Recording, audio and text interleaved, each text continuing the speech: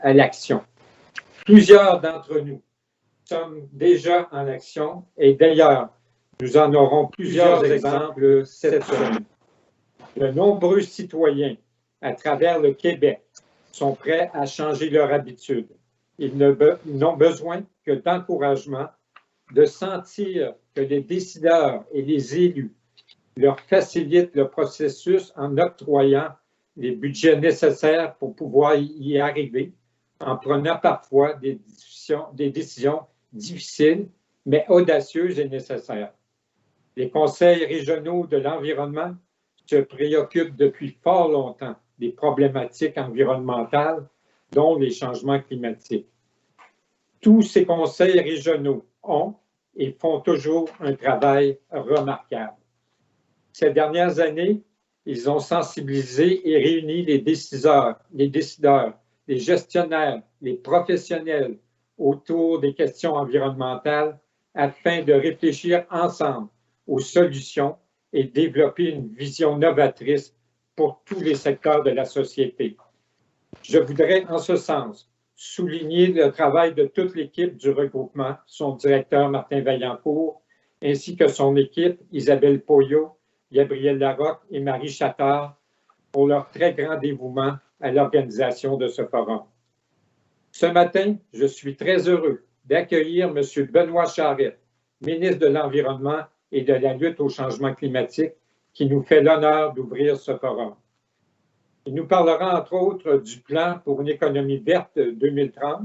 Il prendra ensuite le temps de répondre aux questions des conseils régionaux en environnement et cela est très apprécié. J'ai eu la chance de participer à la tournée de consultation régionale du gouvernement dans le cadre de l'élaboration du plan pour une économie verte en septembre et octobre 2019. Le ministre avait confié à notre regroupement, de concert avec la Fédération des chambres de commerce, de le soutenir dans l'organisation et l'animation de ces événements. C'est à cette occasion que nous avons envisagé de présenter le plan lors d'un forum national. Nous sommes d'ailleurs très fiers que le Forum de l'action climatique soit le tout premier événement d'envergure depuis le dévoilement du plan pour une économie verte 2030. Merci, Monsieur le ministre, pour votre présence aujourd'hui.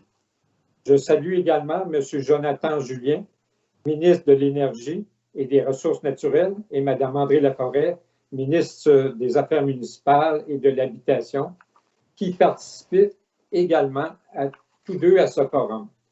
Ils ouvriront respectivement les journées de mercredi et de vendredi, et je les remercie. Enfin, je tiens à remercier le ministère de l'Environnement et de la lutte au changement climatique pour son soutien financier à la démarche de réduction des gaz à effet de serre et d'adaptation au changement climatique que les conseils régionaux et le regroupement national mènent depuis plusieurs années, ainsi que l'organisation de ce forum. Merci également à nos partenaires Innergex, Centre d'impact et d'adaptation pour le climat, dont les représentants viennent nous dire quelques mots ce matin. Je vous souhaite un excellent forum de l'action climatique et j'espère que vous serez au rendez-vous chaque matin. Et je cède la parole à notre directeur, M. Martin Vaillancourt. Merci, Marc. À mon tour de vous souhaiter la bienvenue.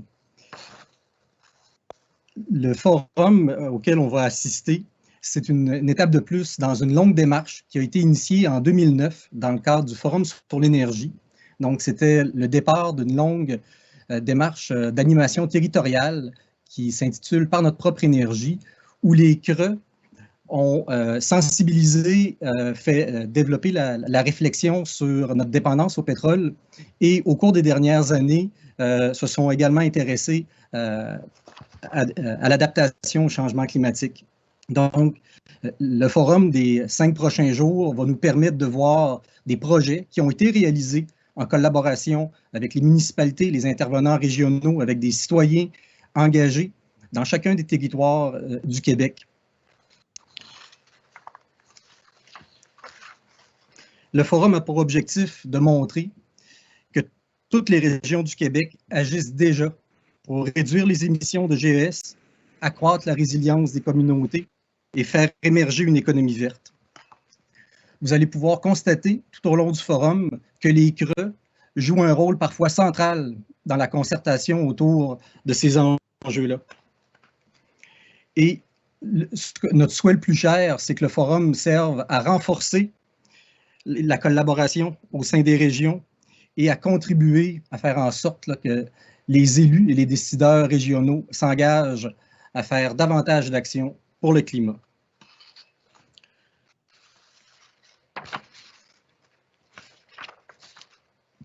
Rapidement, vous êtes sur une plateforme Opin qui va nous servir tout au long du forum.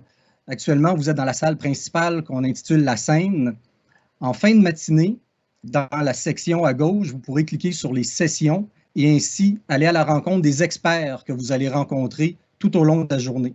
Donc, c'est à ce moment-là qu'il pourrait y avoir des échanges et que vous pourrez poser des questions directement aux gens qui interviendront ce matin. Donc, pour le reste de l'avant-midi, il y aura quelques brèves allocutions de nos commanditaires, puis une allocution de M. Benoît Charette, des échanges avec lui, une présentation du plan de mise en œuvre et du plan pour une économie verte 2030, et finalement, une table ronde qui s'intéressera aux différents aspects du PEV, à ses qualités, à ses limites, puis ce qu'on peut en faire pour passer à l'action.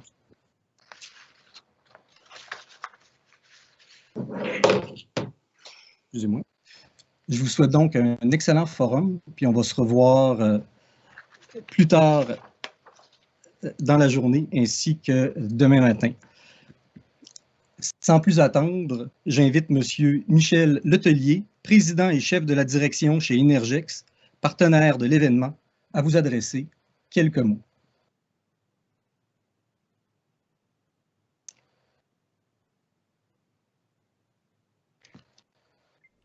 Alors, merci, M. Vaillancourt. Ça me fait plaisir d'être ici ce matin avec vous.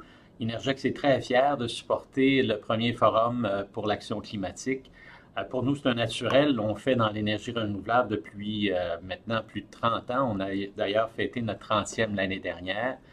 Énergex, c'est l'histoire qui commence au Québec dans la petite hydraulique. D'ailleurs, les chutes de la Chaudière près de Québec est un bel exemple d'intégration avec la communauté, d'être capable d'avoir construit une petite centrale hydroélectrique en plein milieu d'un parc et d'avoir su donner une autre vie, une autre expansion à ces anciennes installations. Alors, pour nous, ben, c'est l'énergie renouvelable, ça fait partie d'un développement durable. Et le développement durable, ben, vous en êtes des experts, vous êtes des promoteurs de l'environnement. Pour nous, je vous dirais comme industriel, ben, on a toujours été, je vous dirais, motivé par l'énergie renouvelable et par un développement durable qui se traduit chez nous assez simplement par la philosophie des 3P. C'est quoi la philosophie des 3P? Pour certains d'entre vous, vous m'avez probablement entendu en parler. C'est une façon pour nous d'exprimer assez facilement notre philosophie de développement à long terme, d'intégration dans le milieu. Les 3P, c'est simple, c'est les personnes. Les personnes, ben, c'est nos employés, c'est les résidents qui partagent le territoire avec les projets dans lesquels nous sommes investis. La planète, ben, c'est assez simple pour nous. On est commis à ne faire que de l'énergie renouvelable. On ne produit pas d'électricité à partir de carburants fossiles.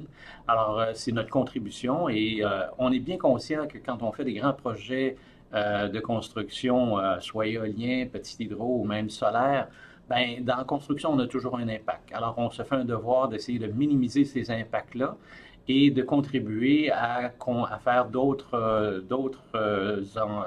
environnements à valeur ajoutée dans un environnement voisin de nos projets si on veut améliorer certains aspects du milieu. Entre autres, en Colombie-Britannique, on a fait beaucoup de frayères pour le saumon. C'est des petites choses qu'on essaie d'intégrer dans nos projets pour s'assurer qu'on a le moins d'impact possible à long terme. Et le troisième P, ben, c'est la prospérité. Je vous dirais que la prospérité, ça passe par faire un rendement pour nous sur notre équité qu'on investit dans les projets. On est une compagnie publique. Alors forcément, on a besoin d'avoir un rendement. Si on veut continuer à faire des beaux projets, ben, il faut avoir un minimum de rendement. Mais ce n'est jamais dans un contexte de mettre au détriment des autres 2P. Et on est prêt à partager aussi la prospérité dans nos projets. On aime faire des partenariats avec des communautés autres, avec des communautés autochtones. On en a fait au Québec. Un bel exemple ici au Québec, c'est le projet de Mesgi'g-Ujuksun, qui est quand même 150 MW d'éolien avec nos partenaires Micmac de la Gaspésie. Tout dernièrement, on a fait un projet, on est en train de construire un projet d'Inavik avec les Inuits. C'est une petite centrale hydroélectrique qui va déplacer près de 95% de toute l'utilisation du diesel dans le village. Et on est à 50-50. D'autres exemples, on en a en Colombie-Britannique, on a en Ontario aussi. On a une petite centrale éolienne à Rivière-du-Loup en partenariat avec la MRC. Alors pour nous, c'est des exemples comme ça d'intégration et de partager les bénéfices de ces investissements-là avec les communautés. Je pense que c'est la recette ultime pour faire du développement durable et d'être intégré avec les communautés. C'est dans cette philosophie-là qu'on a développé, qu'on continue de développer. Maintenant, je suis très fier, on est rendu à tout près de 4000 mégawatts de production, de parcs de production. Alors, c'est dans l'éolien, c'est dans la petite hydro, dans le solaire. Je vous ai dit, on est présent en France, aux États-Unis, au Chili, en Ontario, en Colombie-Britannique. Alors, on s'étend. Et en s'étendant comme ça, bien, ce qu'on recherche aussi, c'est d'avoir un ascendant aussi économique pour le Québec. On pense à la possibilité de créer des affinités avec des groupes. On a amené avec nous des ingénieurs, des constructeurs qui nous ont aidés à développer en Ontario, en Colombie-Britannique, aux États-Unis aujourd'hui. Alors, le fait d'avoir un siège social, on a notre siège social à Longueuil, ici au Québec, et on espère être un moteur de dynamisme pour favoriser le développement d'innovation dans notre domaine. D'ailleurs, nous avons accueilli dans notre actionnariat Hydro-Québec et on a conclu aussi une entente de développement de projets. Alors, dans cette foulée de cet investissement d'Hydro-Québec, on est devenu aussi leur premier client de leur filiale Evlo. Evlo fait dans le développement de batteries pour faire l'équilibrage et le storage d'énergie renouvelable. C'est un créneau qui va être en très grande croissance parce que plus qu'on introduit de l'énergie renouvelable dans des réseaux, bien, on a besoin d'équilibrage, on a besoin de marier le solaire avec des batteries pour être capable de prolonger la fourniture d'électricité durant la soirée. Alors, on a des projets comme ça à Hawaï. On a 4 projets qui vont avoir un couplage de solaire et de batterie. Nous avons aussi un projet d'équilibrage en France et c'est celui-là qui fait l'objet du premier contrat avec la centrale, pas la centrale, mais la filiale d'Hydro-Québec Evlo. Alors, on veut être un moteur, une étincelle pour le Québec dans l'évolution de la grappe industrielle, des innovations qui pourraient aussi toucher l'hydrogène vert. Moi, je crois beaucoup à l'hydrogène vert. On a des défis de ramener les coûts un peu plus serrés au niveau de l'hydrogène vert, mais on a vu l'amélioration des coûts dans l'éolien, dans le solaire et maintenant dans les batteries. Alors, si on s'y met, si on s'y met notre génie, on va sûrement être capable de faire en sorte que l'énergie, l'hydrogène vert va devenir de plus en plus compétitif et c'est une belle façon d'exporter de l'énergie renouvelable qui, quelquefois, est isolée. Bien, avec de l'hydrogène vert, on pourrait l'exporter beaucoup plus facilement. Alors, c'est avec optimisme qu'Innergex voit l'avenir. C'est avec un grand enthousiasme qu'on veut participer à l'économie du Québec et je vous félicite tous de votre grande dévotion à l'énergie renouvelable et à l'environnement et trouver des façons d'innover. Et je nous souhaite un bel avenir pour tout le Québec et la planète. Je vous remercie, je vous souhaite un bon forum. Au revoir.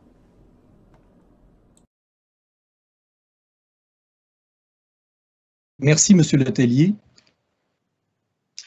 J'aimerais maintenant convier Madame Johanna Ekem, directrice des programmes adaptation au changement climatique au Centre Intact d'adaptation au climat, également partenaire du forum, à prendre la parole. Merci, Martin. Premièrement, c'est un plaisir de participer à un forum qui parle surtout de l'action.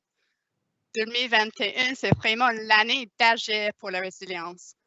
Nous avons les nouveaux plans sur l'économie verte et la gestion des zones inondables, mais c'est les actions concrètes qui vont faire une différence. Et les changements climatiques n'attendent pas le passage de COVID, malheureusement. Le Centre Intact au climat, où je travaille, pour ceux qui ne connaissent pas, c'est un centre de recherche pour accélérer l'adaptation au changement climatique au Québec et au Canada. Nous sommes affiliés à l'Université de Waterloo. Nous développons les lignes directrices, les standards pour réduire les risques climatiques clés, c'est-à-dire les inondations, les feux de forêt, les extrêmes de chaleur. Mais plus important, on travaille avec les communautés pour mettre les actions identifiées en œuvre. Moi, je suis responsable pour nos activités au Québec et je suis ravie de faire part de ce premier forum national sur l'action climatique. Nous sommes très encouragés que s'adapter, c'est une des 4 grandes actions du plan pour une économie verte. Dans notre travail, nous nous posons souvent la question comment renforcer la résilience sur le terrain de façon efficace, comment réduire les risques réellement. J'ai 3 idées à partager avec vous. Premièrement, c'est bien de commencer avec les actions simples, même si le problème est complexe. Par exemple, le Centre d'Intact a développé les guides d'une page pour comment les résidents peuvent réduire les dommages d'inondation de sous-sol avec les actions eux-mêmes. Plusieurs municipalités, ils ont envoyé ces guides avec le taxe municipal.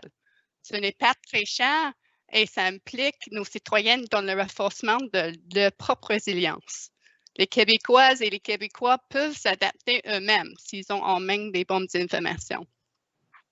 Deuxième, travaillant avec la nature, c'est une approche gagnant, gagnant, gagnant, gagnant. Surtout pour gérer les inondations et les extrêmes de chaleur, ainsi pour la séquestration de carbone. En effet, nous pouvons réduire les risques et réaliser plusieurs coûts-bénéfices avec le même investissement. Par exemple, pour la santé, la biodiversité, la qualité de l'air, la qualité de l'eau. En valorisant tous ces bénéfices, l'argument économique pour utiliser les infrastructures naturelles devient très clair. Qui m'amène au 3e point. Le secteur financier est un partenaire clé pour accélérer l'adaptation. Le gouverneur du Banque du Canada, Tiff Macklem, souligne l'urgence de gérer les risques climatiques. Le soutien de ce forum et de notre centre de recherche par le Intact, le plus grand assureur au Canada, témoigne d'un appétit croissant pour investir dans l'adaptation, qui fait partie du mouvement de finance durable. Chaque dollar investi dans l'adaptation donne un retour estimé de 6 $. Alors, sur le plan économique, ça fait beaucoup de sens. En travaillant avec le secteur financier ainsi que les entreprises et nos citoyennes, nous pouvons multiplier nos efforts et les ressources disponibles pour s'adapter plus rapidement, même dans un temps de COVID. Je vous laisse avec ces 3 pensées et je vous souhaite un forum inspirant qui va alimenter vos listes d'actions à faire cette année. Soyez audacieux et sachez que le Centre Intact est là pour vous aider dans vos actions. Merci beaucoup.